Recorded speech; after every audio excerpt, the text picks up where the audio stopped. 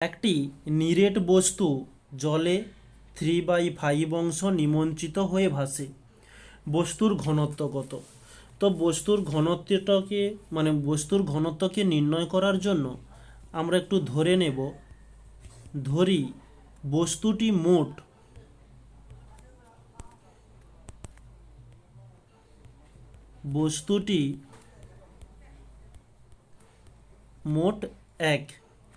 মোট এক অংশ আমরা ধরলাম।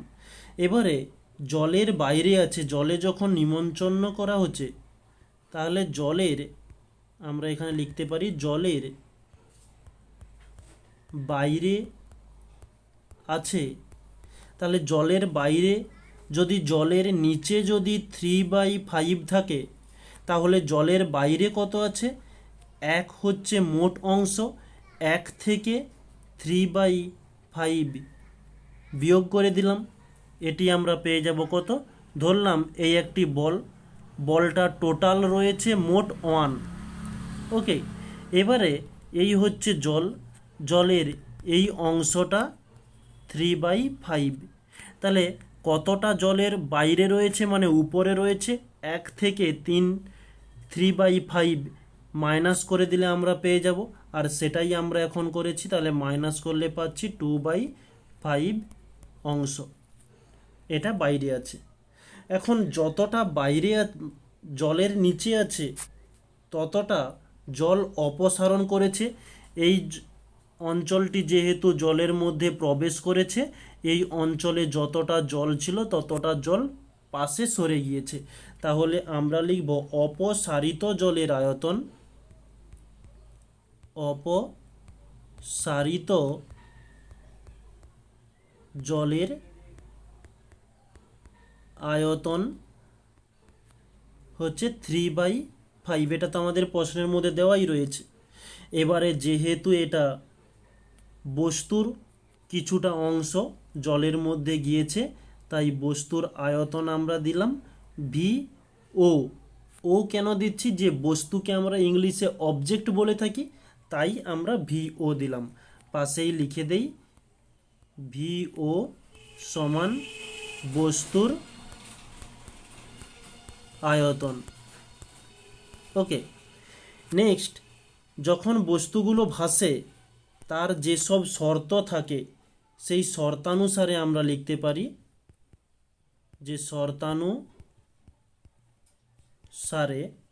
বস্তুর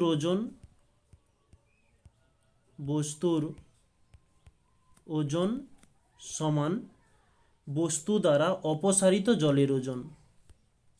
বস্তু দ্বারা অপসারিত জলের ওজন। ওকে, এখন বস্তুর ওজন আমরা কীভাবে নির্ণয় করব? বস্তুর একটা ঘনত্ব আছে, ইন্টু ওই বস্তুটির একটি আয়তন আছে, আর ওই বস্তুটির অভিকর্ষজ ত্বরণ।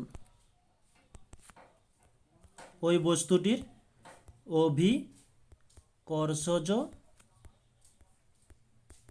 ত্বরণ। ওকে, এবার বস্তু দ্বারা অপসারিত জলের ওজন ঠিক একই রকমের ঘনত্ব থাকছে, তার সঙ্গে আয়তন থাকছে,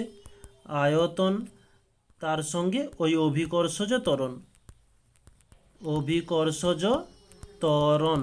ওকে, এখন বস্তুর ঘনত্বকে আমরা ডেল ও দ্বারা চিহ্নিত করি।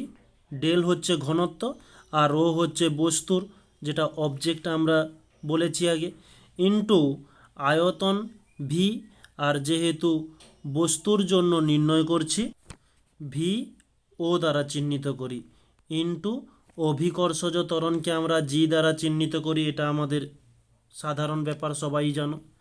আবার এদিকে বলছে ঘনত্ব, এটা হচ্ছে জলের নির্ণয় করছি, তাই আমরা এখানে ঘনত্বের জন্য ডেল হয়ে গেল জল, তাই আমরা ওয়াটার করলাম, ইন্টু আয়তন।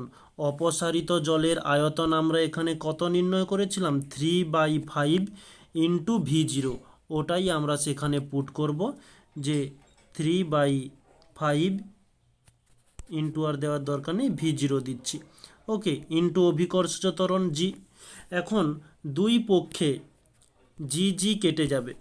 ওকে, তাহলে এদিকের জি কেটে গেল, এদিকে ভি জিরো কেটে গেল, তাহলে পড়ে থাকলো ডেল জিরো সমান ডেল ডাব্লু, যেটা আমরা জানি যে জলের ঘনত্ব ডেল ডাব্লু সমান হয়ে থাকে 1, এটা আমাদের জানা, যে আমরা ধরে নিয়ে লিখে দিচ্ছি, ধরি ডেল ডাব্লু সমান 1। আচ্ছা, এটা ধরি লিখলে একটু ব্যাপারটা একটু অন্যরকম হয়ে যাচ্ছে, এখানে আমরা লিখে দিই আমরা জানি। ওকে, তাহলে আমরা জানি ডেল ডাব্লু সমান 1, তাহলে এখানে 1 পুট করলাম ইন্টু 3/5, তাহলে 1 ইন্টু 3/5, আর 3/5কে ভগ্নাংশ আকার থেকে ভাঙলে আমরা পেয়ে যাব 0.6। এটি হচ্ছে আমাদের অ্যান্সার। আর এরকম প্রশ্নতে যদি এরকম শর্টে থাকে তাহলে এত সব কিছু ক্যালকুলেশন করার দরকার নেই, ওই 3/5 রয়েছে, 3কে 5 দিয়ে ভাগ করে দেবে, পেয়ে যাবে 0.6, আর এটি হচ্ছে আমাদের অ্যান্সার করে দেবে। যদি এটা ডিটেলসে থাকে তাহলে ধরো 2 নাম্বারে যদি পরীক্ষাতে দিয়ে দেয় তাহলে তোমরা ডিটেলসে করবে। ওকে, তাহলে আমরা অ্যান্সারটি নির্ণয় করে ফেললাম 0.6 গ্রাম পার সেন্টিমিটার কিউব।